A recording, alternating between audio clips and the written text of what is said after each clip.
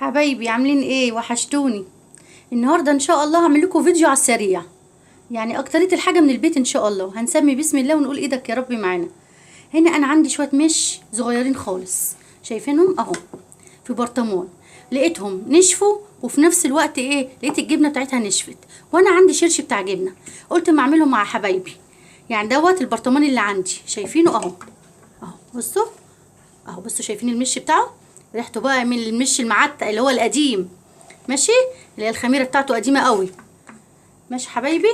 وده فلفل اللي هو الاحمر، ودي شطه هنحطها مع بعض.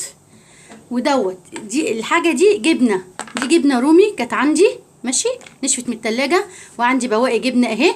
دي كلها ما برميهاش، بجمعهم مع بعض واروح رميهم في المش، ماشي حبايبي. وده قشر برتقان.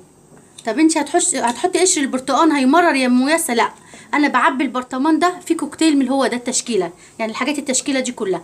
وده برطمان صغير يعني مش كتير، ما بيشيلش 2 كيلو، اللي هو ده كله انا بحطه، اللي هو قشر برتقان، قشر استفندي، فضلات جبنه من الاولاد بتاعت بواقي التلاجة، فلفل بقى الوان، فلفل اخضر اللي يعجبك، ماشي.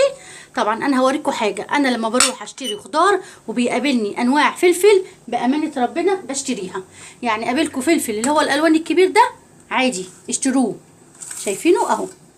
كمان الفلفل البلدي ده اللي انا موريهولكم، اللي انا واخده منه اهو، بصوا عامل ازاي اهو.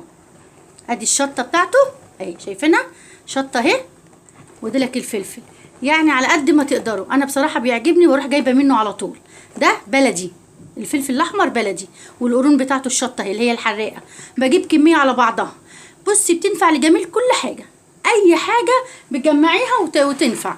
لجبنه قديمه ماشي، لشطه بتاع ده خلطه محشي ماشي، لمخلل ماشي، اي حاجه تعجبك حطيه فيها، ماشي.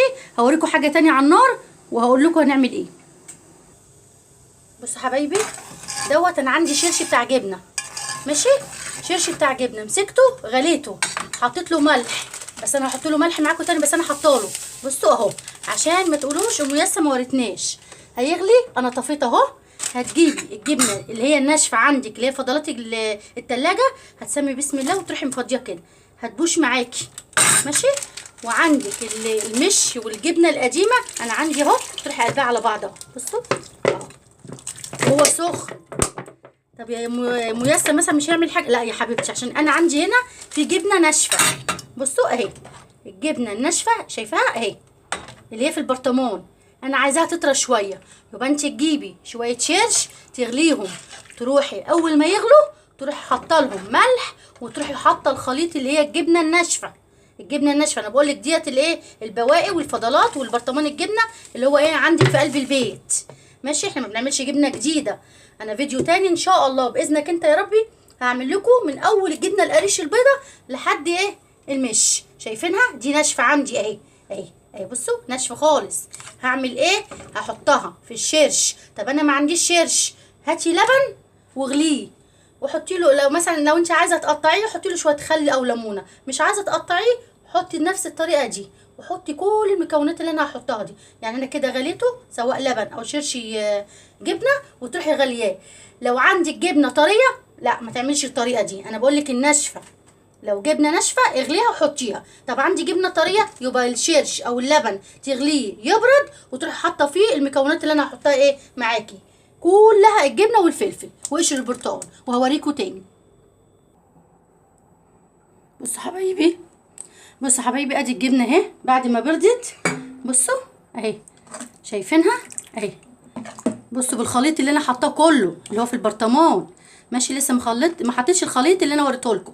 بصوا بقى لما الشرش مثلا بيبقى سخن، بصوا الجبنه هوريها لكم، بصوا شايفينها اهي، بصوا فرولت ازاي، شايفينها طريت ازاي. انا بعمل الحركه دي على الناس اللي هي عندها جبنه قديمه مركونه وناشفه، ماشي. اللي عندها جبنه مركونه وناشفه تعمل نفس الطريقه، شويه شيرش او لبن تغليه وتحطه وهو سخن، وتروح طافيه عليه على طول. والجبنه اللي هي الفضلات الجبنه من العيال لو عندك ونشفت برده من التلاجة حطيها معاها. طبعا انا استنيتها لما تبرد، وهحط فيها قشر الليمون ده، شايفينه اهو. طب هيمرر يا ام ياسر. قشر البرتقال قصدي، نسيت معلش. قشر البرتقال عقلي في الليمونه. وده الفلفل اهو، هقلبه كله مع بعضه واروح معبياه في البرطمان. طب هيعمل عفونه ولا حاجه؟ لا مفيش اي حاجه، لان احنا غاليين المش ماشي اللي هو الشرش يعني، وغاليين كل حاجه. شايفينه اهو. هعبيه في البرطمان واوريه لكم اهو يا حبايبي. بصوا ده خليط، بس ما ينفعش بقى تحطوه في كميه كبيره. احنا بنقول برطمان صغير اللي هو 2 كيلو، وده بواقي من عندك. لو عايزين بقى الجبنه القديمه والمش من اول ما بدات للنهايه اعملها لكم ان شاء الله، ان شاء الله باذنك انت يا ربي. انا هعملها لكم، انا بس بوريكم الحاجات اللي باقيه من عندي. قشر برتقان حطي، قشر استفندي حطي، ماشي، فلفل اي حاجه. وزي ما قلت لكم لو جات لكم فرصه في الفلفل اللي انتوا تشوفوه ده فلفل رومي او فلفل بلدي، هاتوا حطوه في التلاجة. بصراحه ربنا بينفع، بدخله في جميع كل حاجه، في المشي وفي الجبنه القديمه وفي الاكل وفي المحشي وكل حاجه. ماشي، انا هجيب البرطمان واعبيه معاكم. بصوا حبيبي اهو يا حبايبي، بصوا اهو. هتمسكي كده وتروحي صبه على طول في البرطمان اهو، مطرحه مش مفيش اي حاجه. عايزه تغسليه اغسليه ونشفيه عقميه، ماشي. مش عايزه، انا ما غسلتوش بصراحه، مطرح المش على طول اهو. شايفاه اهو. كل الخليط اللي احنا حطيناه زي ما قلت لك تروحي ايه مفضيه على طول، وفي الاخر تقفليه قفله حلوه. ما تحطلوش زيت، انا ما بحطش زيت. تقفليه وبعد ما تقفليه تركنيه، ماشي. انا هامله البرطمان واوريه لكم. بصوا حبايبي ادي البرطمان اهو بعد ما مليته، شايفينه اهو. مليته بالمش بتاعه بالشرش بكل حاجه. فزي ما قلت لك تحطيه بارد عشان ما يعملش عفونه.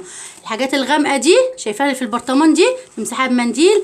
ده ديت مش طينه ولا مثلا غامق ولا حاجه من البرطمان، لا ده مش قديم ناشف، هو لما بينشف بيغمق. ماشي حبايبي، تجيبي منديل كده وتروحي مسحيه. هو من بره على العموم مش من جوه، بصي اهو من بره اهو، شايفاه اهو.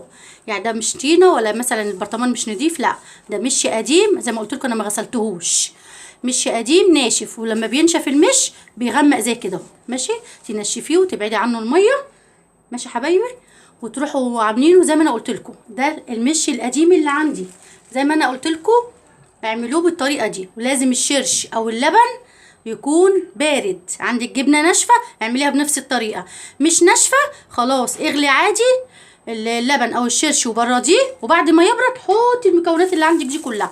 هتجيبي كيس زي ده، انا ما بحطش زيت زي ما قلت لكم ولا اي حاجه، ويبرد خالص وتروحي ايه مغطياه، تروحي قافله عليه عشان الهواء اهو. شايفاه اهو، بس اهو ده كيس. وبعدها بروح معبيه في شنطه تاني عشان مثلا عيل وقع منه، عيل نام على جنبه مثلا سرب ولا حاجه، اللي يسرب منه من المشي ولا حاجه يروح ايه جاي في قلب الكيس.